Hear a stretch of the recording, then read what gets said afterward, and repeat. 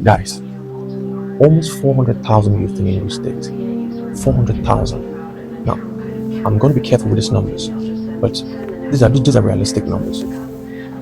I think it's more than 400,000 right now because the amount of people who are getting into the addiction of drugs is alarming. Now, last year, NDLA apprehended or stated that 400,000 youth in English State are into hard drugs.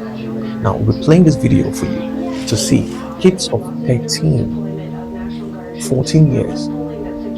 There were like 7 of them.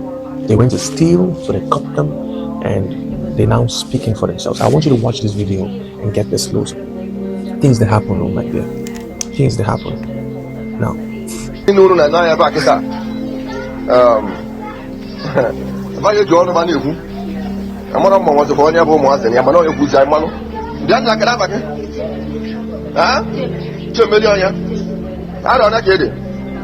13 years. Okay, can you ever teach another? Uno Japan, I'm not put Zuri. Yeah, good to weather. Uno, my friends. In a say, yours. So I want to get answer. Get yours in answer. In a escape. Travel and escape. So I want to call answer. Very good. Ungabona in a say, in a scene and assessor. Dog, can in answer. Get up, I don't like it. 14 years. Get in answer. Nana Maya, I want to get also. Nana Maya, I want to escape. Get also. Now, loud. Get in answer. I'll say so. Very good.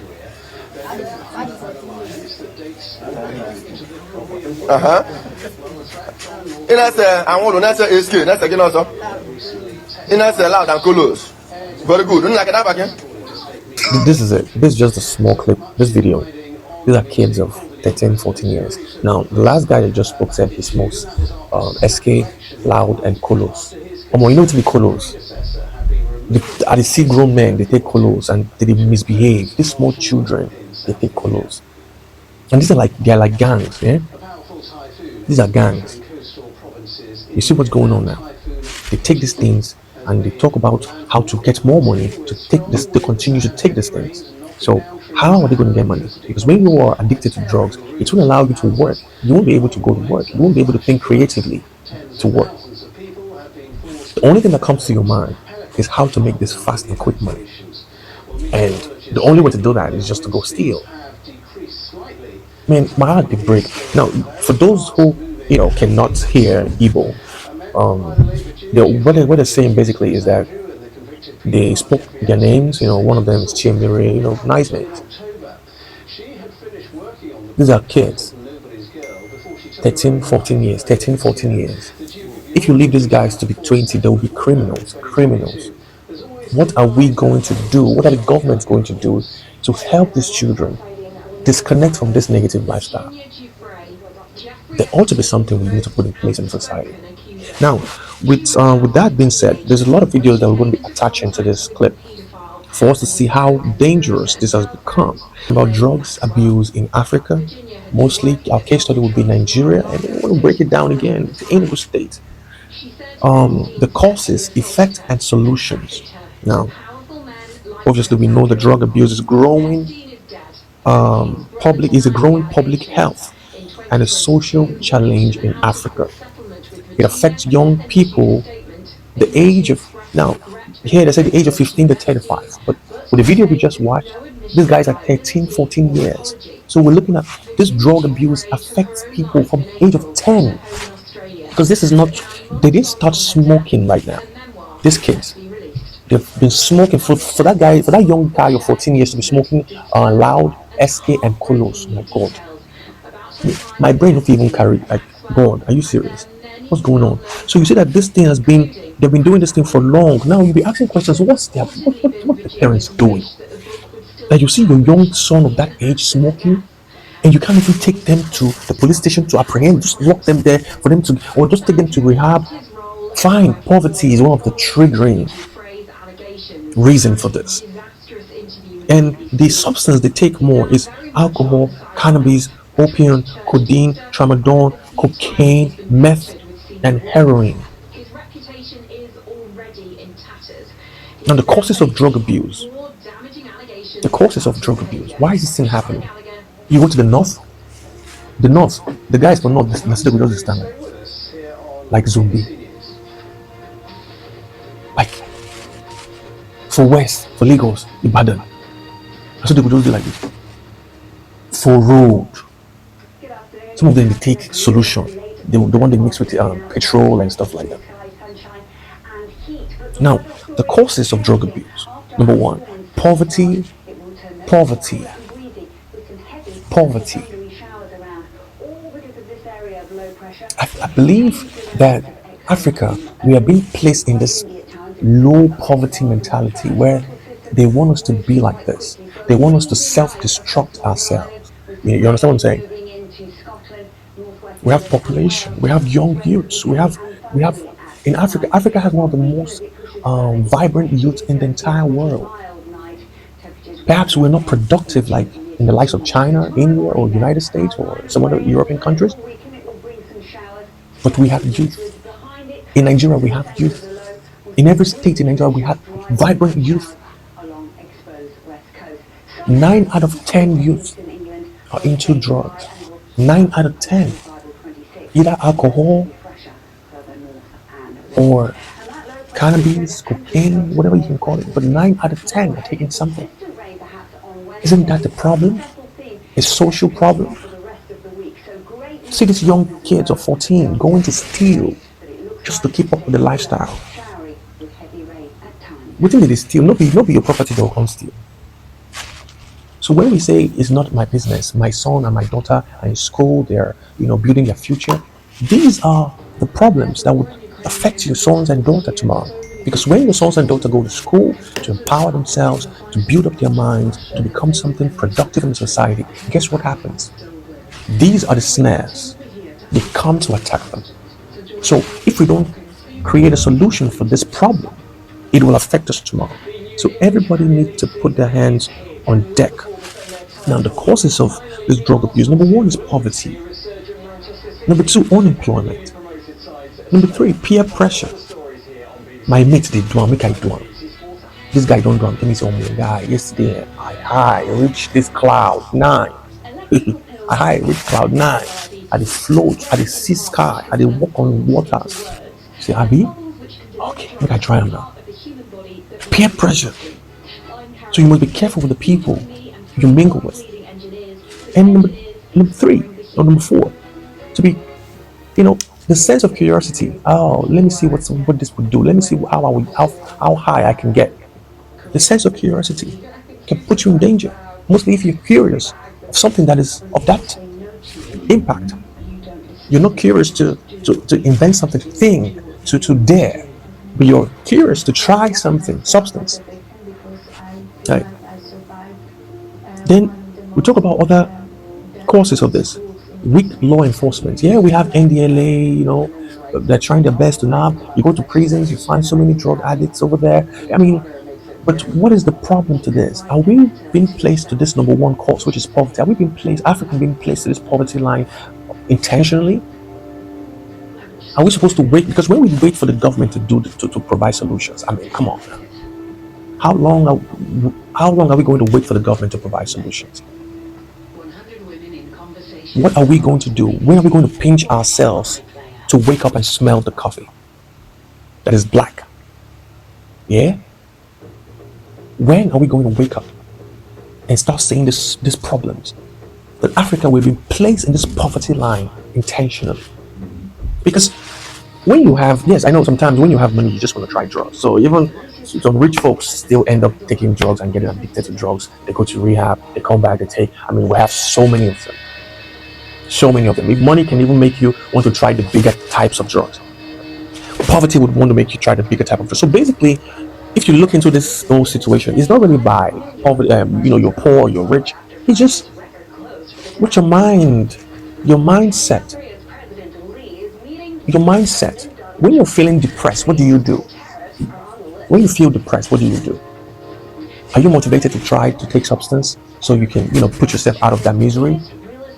Or are you motivated to go to nature and heal yourself and get your mindset in place. So it all depends on you.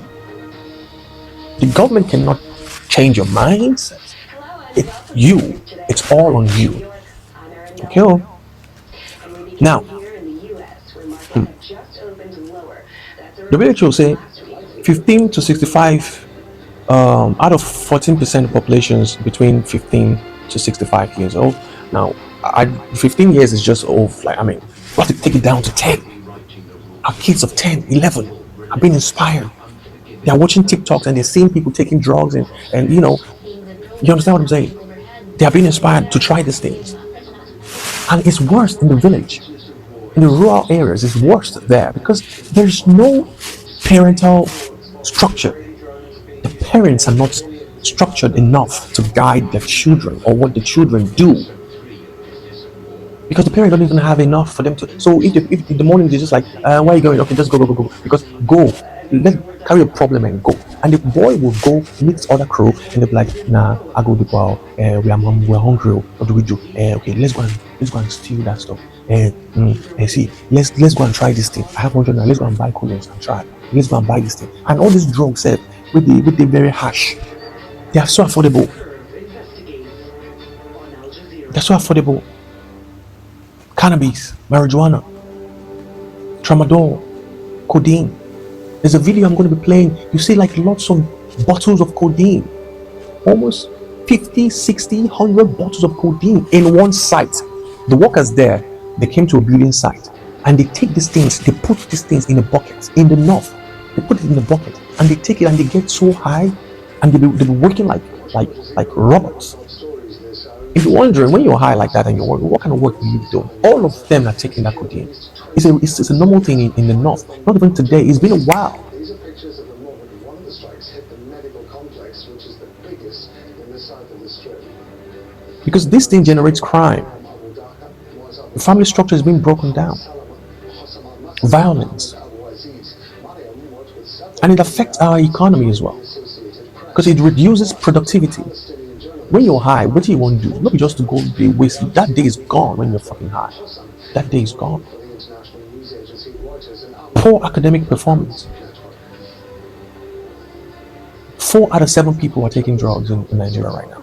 In Ghana, in Africa per se, in South Africa, all in Africa, the youth they're drowning themselves in drugs. Now, what is the solution? Now, they said prevention. Prevention. You start from the early age to prevent these kids from getting associated to these drugs. We have to try our best to curtail the things that they see, that they watch, that they listen to. The music videos. I'm not gonna lie, the music videos. Any music video now. These kids are watching these things. It's sinking in there.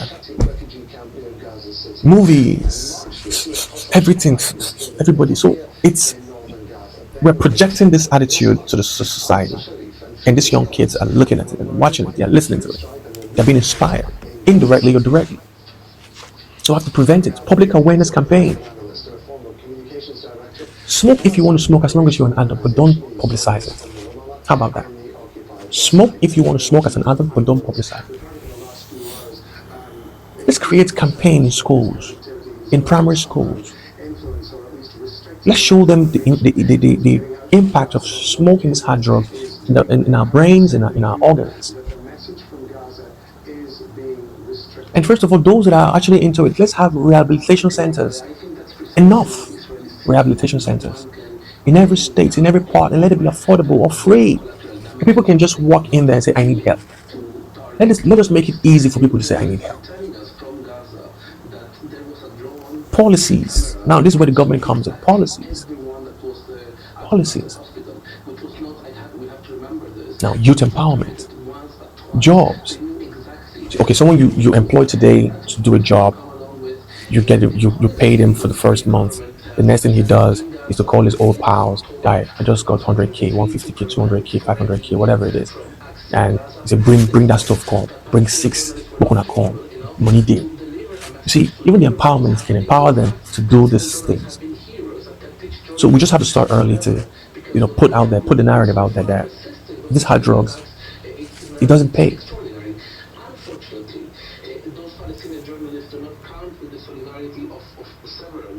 Man, I just don't know what to say. Like it's a problem. We're in a serious problem. The high rate of kidnapping in the United States. You think what is triggering that? It's unemployment. But like you can create a job for yourself. You can start doing something positive. But people don't want to think towards that angle. Fast money, easy money. The politicians are projecting that angle of big money, easy money. People are getting inspired by that. Everybody has to put their hands on deck on this one.